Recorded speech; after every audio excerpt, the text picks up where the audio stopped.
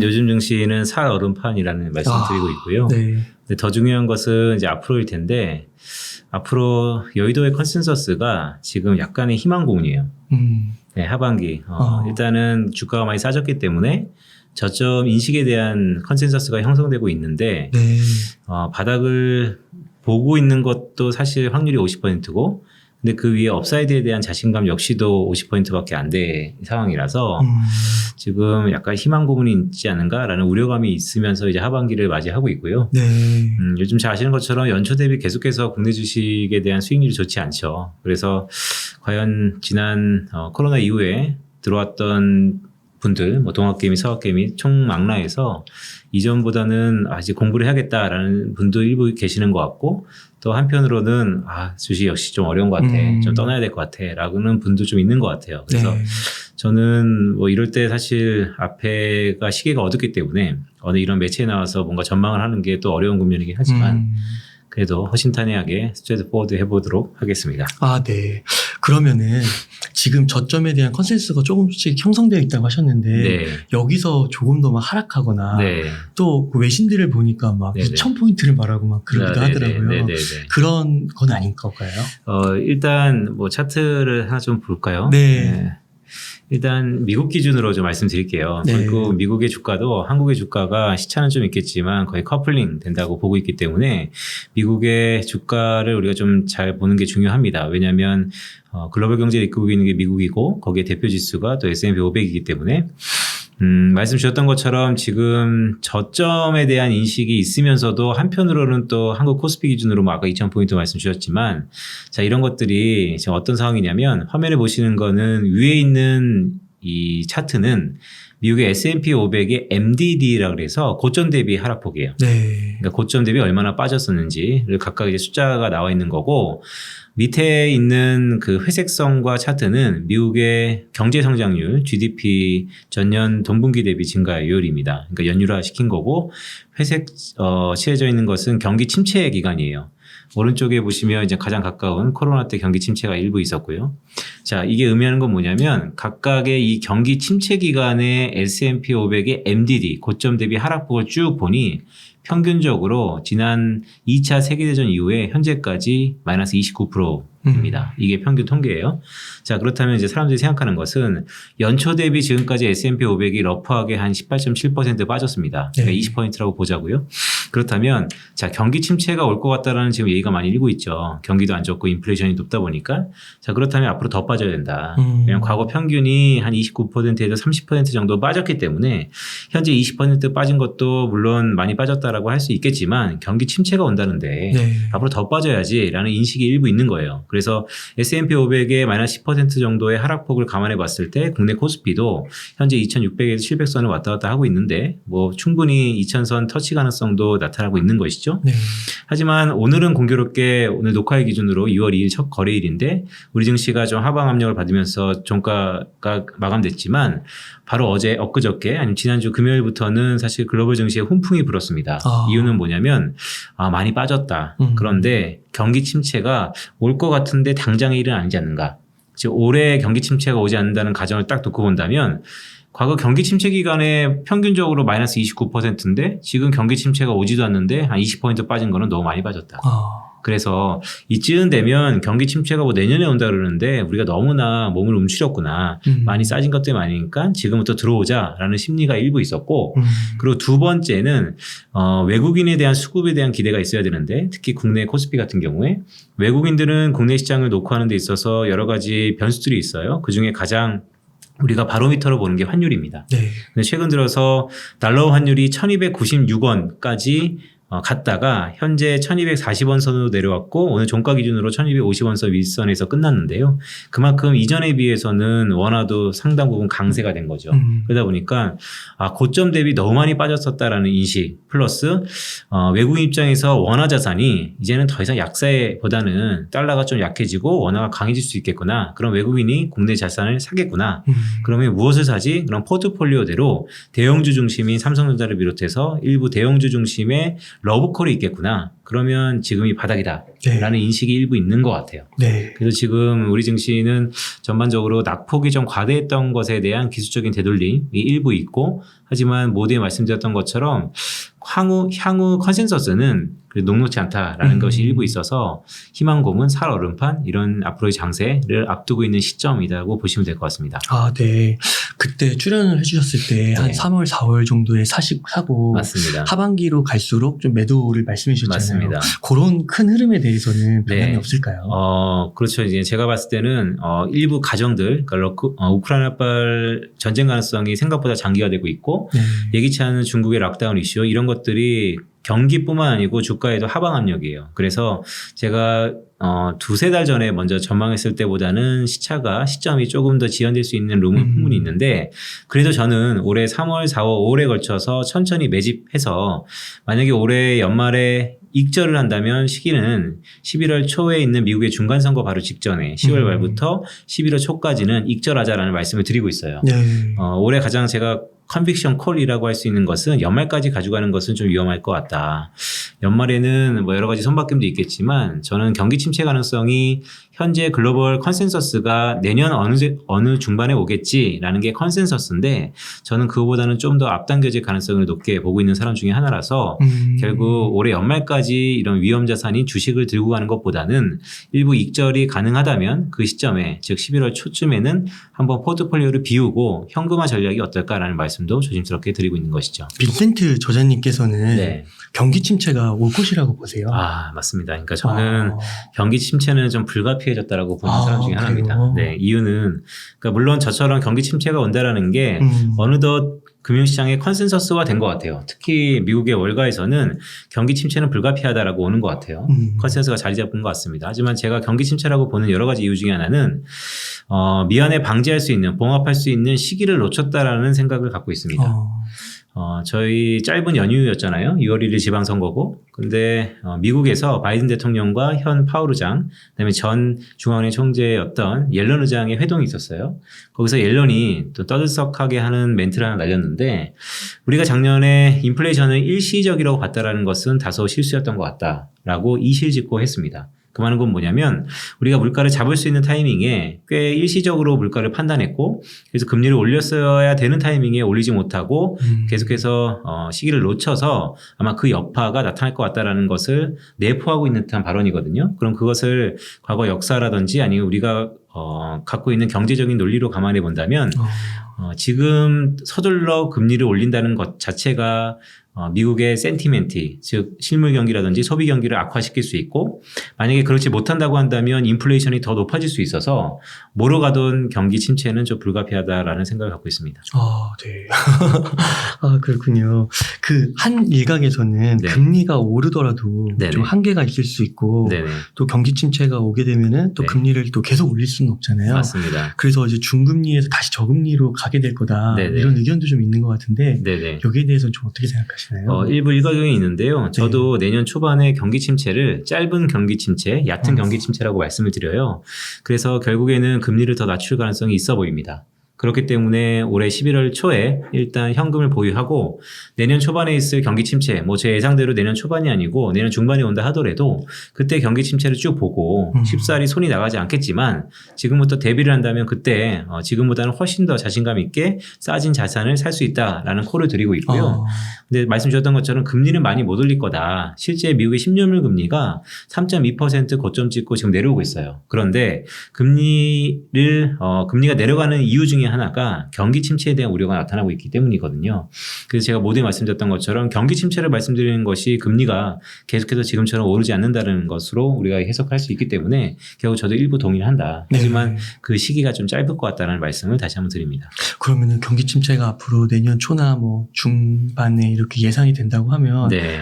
어떻게 지금 주식 투자는 조금 멀리 해야 될까요? 현금을 좀 늘리고. 네. 그래서 이제 저는 내년 상반기에 경기 침체, 그러니까 1분기치, 2분기치 사실은 좀 자신이 없어요. 네. 근데 이제 상반기에 온다라는 사람 중에 하나인데 자, 그렇다면 지금 시점에서 무엇을 해야 되는가? 네. 벌써 6월이잖아요. 맞아요. 그러면 러프하게 보면 1년 남았고 좀 더 짧게 보면 한 9개월 뒤에는 경기 침체가 나타난다라고 본다면 이미 금융시장은 그것을 선반영할 겁니다. 그렇기 때문에 제가 연말 전에 이미 연말쯤에는 경기 침체에 대한 우려감이 지금보다 훨씬 더 현실성 있게 다가올 가능성이 있어서 준비하자는 말씀이고 자 그렇다면 지금부터 포지션을 어떻게 가져가야 되는가 감히 좀 말씀드리면 좀 방망이를 짧게 가져가자는 말씀을 드려요.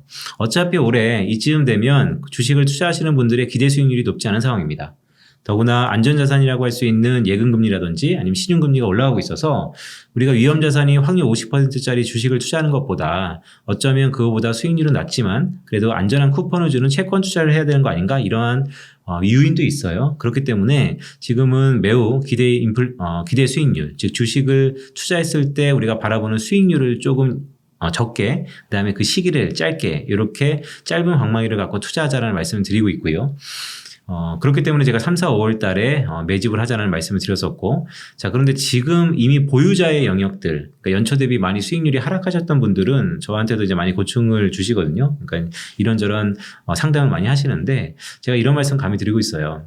올해 기대 수익률이 얼마나 보십니까? 제가 볼 때는 맥스 10% 언더인 것 같습니다. 그러면 지금부터 하락폭을 만회하는 그 시점이 올해 10월 말쯤 돼서 정말 제로 그러니까 수익률을 만회하는 것에 만족해야 된다 하더라도 일단은 손절과 익절을 하시죠 라는 말씀을 드리고 있어요. 그래서 더 지금은 욕심낼 때는 아니다 라는 말씀을 드리면서 지금 새로 들어갈 사람들은 어떻게 해야 되는가 들어갈 사람들은 지금 싸진 주식들이 많거든요. 그러면 방망이를 좀 짧게 지금 뭐 단타를 치라는 건 아니지만 짧은 시기에서 투자를 하시는 게 어떨까 기간은 11월 초까지라는 말씀을 드리고 있습니다. 네. 그러면은 주식을 조금 더 그 방망이를 이제 짧게 잡는 게 아니라 조금 더 길게 잡는 타이밍은 네. 경기 침체가 오고 나서 네. 좀 충분히 네. 그 바닥으로 또 다시 한번 내려간 다음에 들어오는 걸 노려야 되는 건가요? 일단 저는 그렇게 봅니다. 그래서 이 경기 침체가 왔을 때 사실 우리가 쉽사리 손이 나가지도 못하고 있는 게 과거 경험들이고 달러의 큰 강세는 어느 정도 1달러 된 것 같은데 그렇다고 우리가 반대급부로 이분법적인 해석이죠.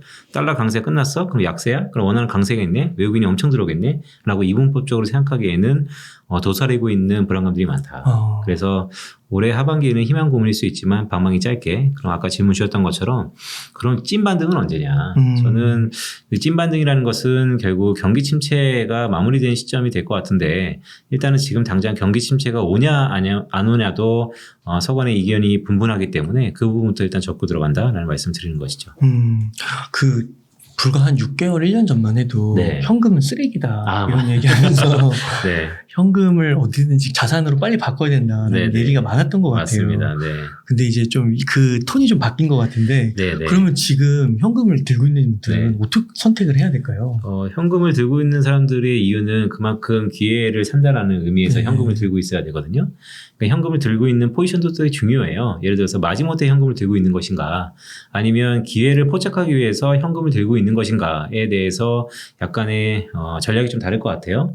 저는 후자라고 보고 있고요. 그러니까 기회를 잡기 위해서 우리가 현금을 가지고 있어야 된다. 즉 계속해서 현금을 갖고 있다라고 한다는 것보다는 어떤 기회를 포착하기 위해서 자금을 확보한다는 측면에서 현금이 중요하다는 말씀 드리고 있고 지금 현금을 갖고 계신 분들은 제가 모두에 말씀드렸던 것처럼 결국 저는 경기 침체가 내년 초반에 올 것 같고 그게 금융시장의 주가 지수에는 내년 연말부터 크게 작용할 것 같아서 지금부터 한 6개월 짧게는 한 4개월 정도는 충분히 투자할 수 있는 룸이 있습니다. 다만 그때 욕심내지 마시고 약간의 기대 수익률을 좀 작게 잡아서 들어가시죠 라는 말씀도 드리고 있는 것이죠. 이 차트 좀 보시면 최근에 좀 궁금한 게 이런 거예요.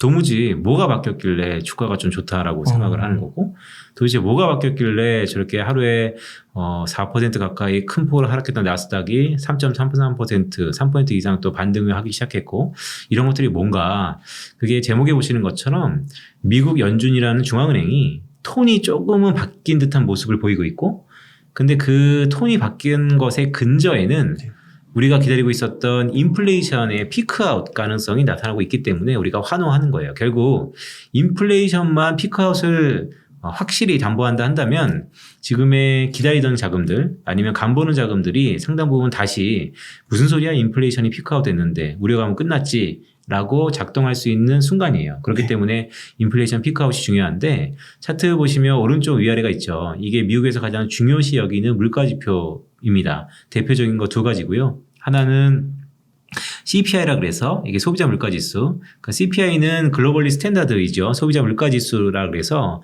국가별로 이 물가의 뭐 세기 아니면 수준을 비교하기 위해서 우리가 CPI를 보통 씁니다. 그래서 한국의 물가가 몇 %야? 그럼 보통 CPI를 얘기하는 거고 일본이 몇이야? 중국이 몇이야? 그럼 다 CPI를 얘기한다고 보시면 돼요. 그런데 미국 역시도 CPI를 글로벌 스탠다드로 쓰고 있지만 이 PC라는 게 있습니다. 네. 이건 뭐냐면 미국은 GDP에서 소비가 차지하는 게 3분의 2 정도이거든요. 그러면 소비가 매우 중요하잖아요. 따라서 소비와 실생활에 밀접한 물가만 따로 추정을 해요. 바스켓으로. 즉 포트폴리오 상에서. 그것이 뭐냐면 PC 물가지수입니다. 그렇기 때문에 우리가 PC 물가지수도 동시에 봐야 되는데 왜 굳이 이렇게 두 개로 나눴냐. 앞에 모두에 말씀드렸던 것처럼 미국은 특히 소비가 중요해서 플러스 미국의 통화정책을 좌지우지하는 미국 연준 중앙은행이 이 PC 물가를 향후 전망에 쓰는 벤치마크로 쓰고 있어요. 그렇기 때문에 우리가 보는 것입니다. 그런데 네. 이 두 지표가 최근 들어서 이렇게 피크아웃하고 있어요. 네. 헤드라인 아니면 밑에 핵심이라는 것은 농산물이라든지 원자재 가치 변동성이 큰 거. 네. 변동성은 경기도 탈 수 있고 수급적인 대외적인 변수를 타고 있으니까 이것을 딱 차치하고 실제 코어 핵심으로 물가를 올리는 소비 관련된 물가지수가 뭔데 실제로 핵심적으로 소비자 물가를 올리는 게 뭔데라고 봐도 하락하고 있어요. 그렇기 때문에 연준 내부에서도 이 인플레이션 피크아웃에 대한 기대가 있었는데 실제 발표되는 물가지수들이 고점 찍고 내려오는 것 같다라고 네. 해서 일부 지금 환호를 하고 있고 그것의 큰 연장선상에서 미국의 달러가 이것 때문에 강했었는데 스물스물 약해졌다 보니까 조금 빠르신 분들 아니면 조금 더 먼저 반응하시는 분들은 이제 저점은 거의 본 거 아닌가라는 시각이 있는 거고 네. 아까 맨 처음 말씀드렸던 것처럼 과거 경기 침체가 아니면 지금 20% 가까이는 너무 많이 빠졌는데 라는 인식이 나타나는 것이죠. 네.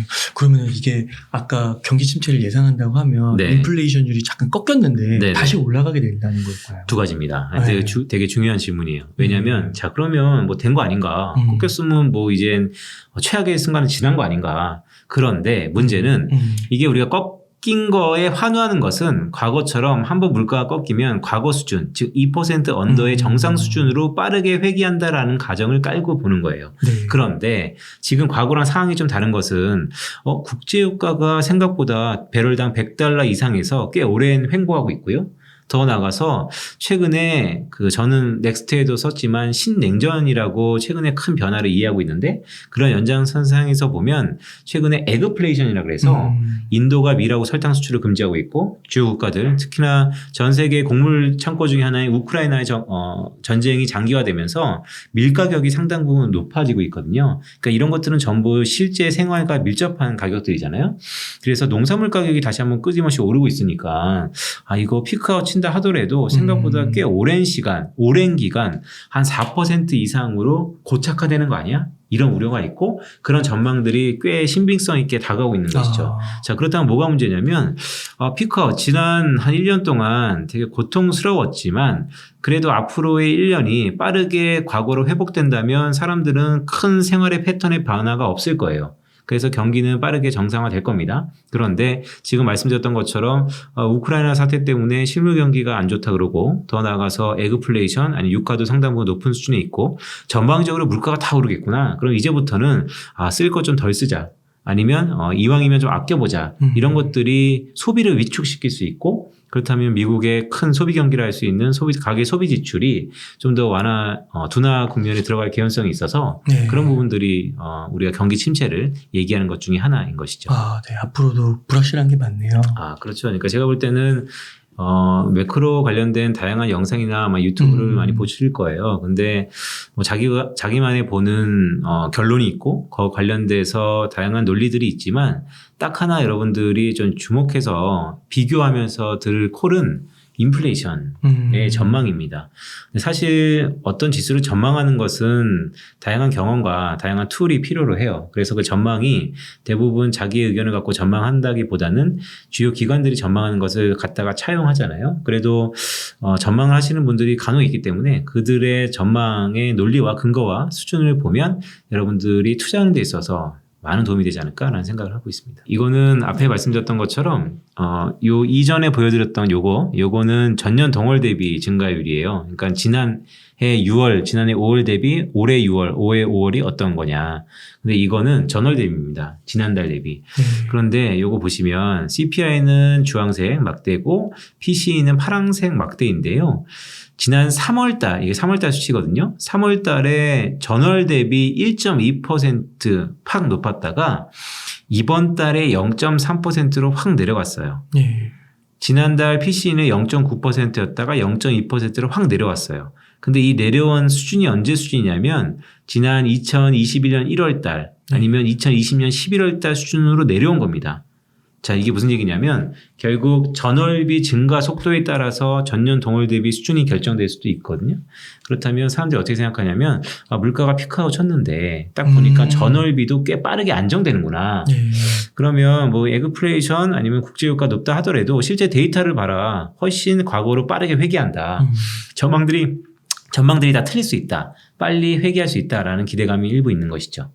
그런 의미에서 이번 전월 대비 증가율이 꽤 중요했다라고 할 수 있겠습니다. 그러면은 이런 자료들을 봤을 때는 좀 긍정적인 그렇죠. 네, 그래서 지금의 반등의 이유에 대해서 제가 가장 중요했던 이유, 결국 물가의 피크아웃이 연준의 통화 정책을 좀 더 지연시키고, 그러니까 속도를 좀 지연시키고, 더 나아가서 우리의 우려감들을 좀 더 희석시킬 수 있는 재료였다라고 말씀드리는 거고, 그런 의미에서 주가에 가장 영향을 미쳤던 게 최근에 빠른 속도의 금리 인상이었거든요. 그런데 화면에 보시면 이게 미국의 CM이라 그래서 금리 선물 시장에서의 확률이에요. 올해 연말에 이 물가지표랑 5월 FOMC 의사록이라는 게 발표되기 전까지만 하더라도 올해 연말에 미국의 기준금리를 한 3%까지 올린다라는 게 대부분 컨센서스였어요. 그런데 물가지표가 피크아웃 된다 보니까 시장이 빠르게 반응합니다. 2.75%, 즉 이전보다는 한 25bp 정도 낮출 것 같다.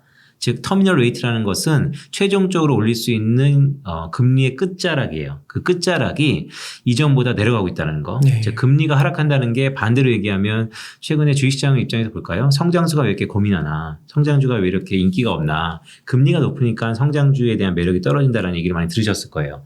왜냐하면 성장주의 밸류에이션, 즉 가치를 추정하는 데 있어서 분모에 금리가 들어가거든요. 그래서 금리가 올라가면 전반적인 밸류에이션이 떨어집니다. 근데 반대로 금리가 내려가면 전반적으로 밸류에이션이 올라가는 것이죠. 되게 테크니컬한 부분인데 그만큼 주식시장의 금리의 수준이 꽤 작용을 한다는 것이고 그런 의미에서 보면 화면을 보시는 것처럼 이미 금리의 수준 자체가 아까 모두에 저한테 말씀드렸잖아요. 금리 많이 못 올릴 것 같다는 컨센이 있는데요. 그게 다 이렇게 실제 숫자로 표시되고 있다는 게 또 다른 포인트 중에 하나였던 것이죠. 이거는 좀 학구적인 거, 아카데믹한 건데 제가 좀 말씀드릴게요. 그러니까 로버트 실러 교수라고 해서 비이상적 과열이라는 것으로 노벨 경제학상을 받으신 분이에요. 근데 이분이 얘기하는 건 딱 간단합니다. 우리 흔히 PER라고 하죠. PER, PE 레이쇼라는 게 있어요. 그게 시가총액인 주가를 EPS라고 해서 주당 순이익으로 나누는 겁니다. 즉 큰 덩어리의 주가를 얼마나 내가 벌 수 있는가 배당에 대해서 나눠준 걸 우리가 PER라고 해요. 이게 흔히 주식시장에서의 밸류에이션의 기초 모델입니다. 근데 저는 이거를 잠깐 실러 교수가 뒤집어 봤어요. PE를 EP로. 즉 뭐냐면 프라이스를 EPS로 나누는 게 아니고 EPS를 프라이스로 나눠보는 거예요. 그렇다면 이게 어떤 개념하고 똑같은 거냐면 우리가 채권을 투자했을 때 쿠폰이라고 해서 이자를 받잖아요. 똑같은 개념입니다. 이쿼티 일드라 그래서 우리가 주식을 투자했을 때 얼마나 받을 수 있는 수익률인가라고 똑같이 계산할 수 있어요. 이런 작업을 왜 하냐면 우리가 채권 투자할까 주식 투자할까 그 인계치가 무엇인가를 한번 보자라는 의미에서 그래서 EP 레이쇼를 많이 쓰는데요. 1980년대 이후에 미국의 S&P 500 기준으로 1980년도가 왜 중요하냐면 이때 세계화의 물결이 전 세계를 강타한답니다. 그래서 물론 이전에 이 차트에 보시면 뭐 1800년도에부터 쭉 나와 있어요. 근데 이건 너무 롱터널한 히스토리컬이고 저는 1980년대 이후로 보는 게 좀 더 맞다라고 봅니다. 1980년대 이후에 보면 미국의 그 P 레이쇼가 23배예요. 퍼가 23배라는 거죠. 평균적으로. 맞습니다. 실러 교수가 추정한 거예요. 실제 12개월 포워드로 보면 현재 16배밖에 안 되는데 이거는 실러 교수가 나름대로 계산한 실러 P가 23배라는 것이죠.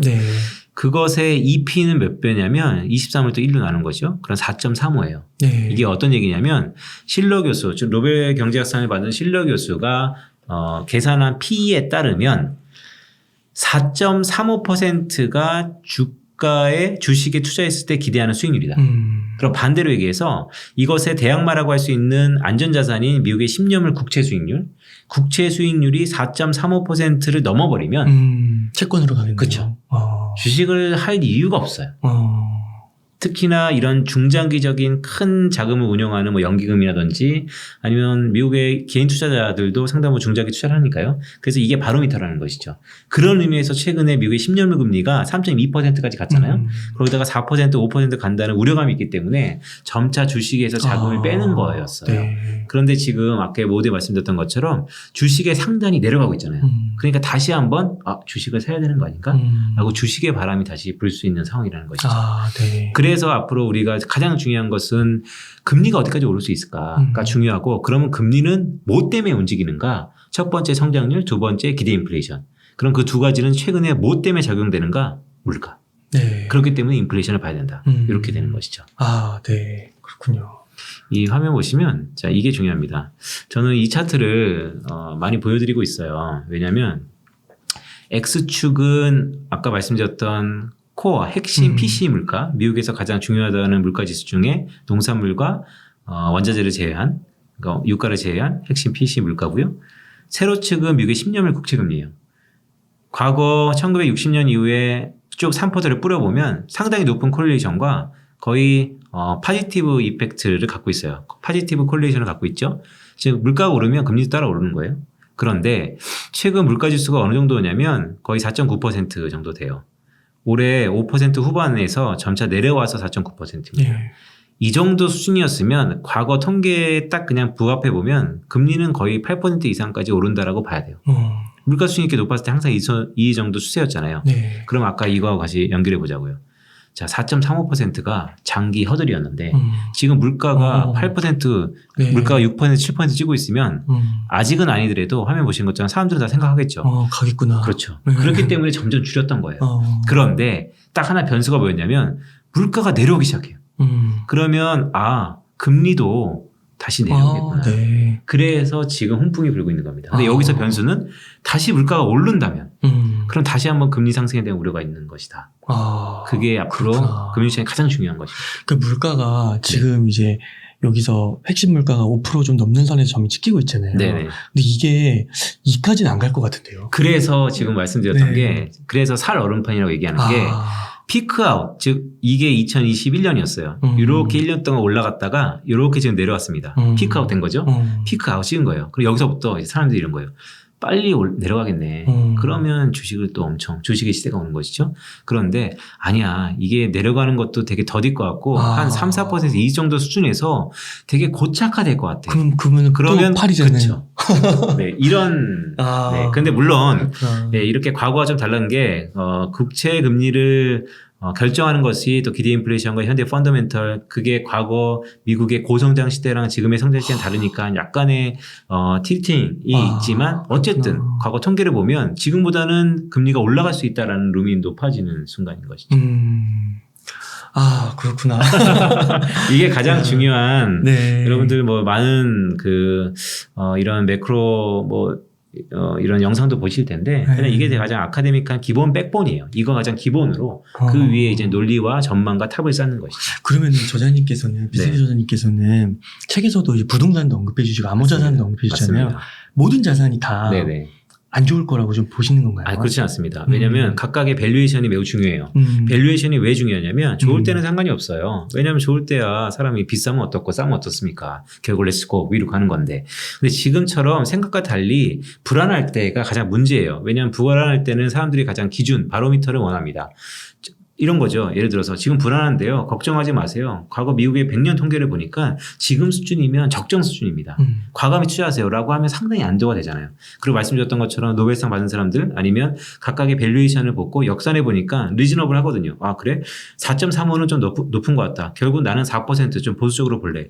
미국 금리가 4% 언더에서는 그래 주식 사자. 4% 이상 되면 채권 사자. 이렇게 생각하는 사람들이 많을 거예요.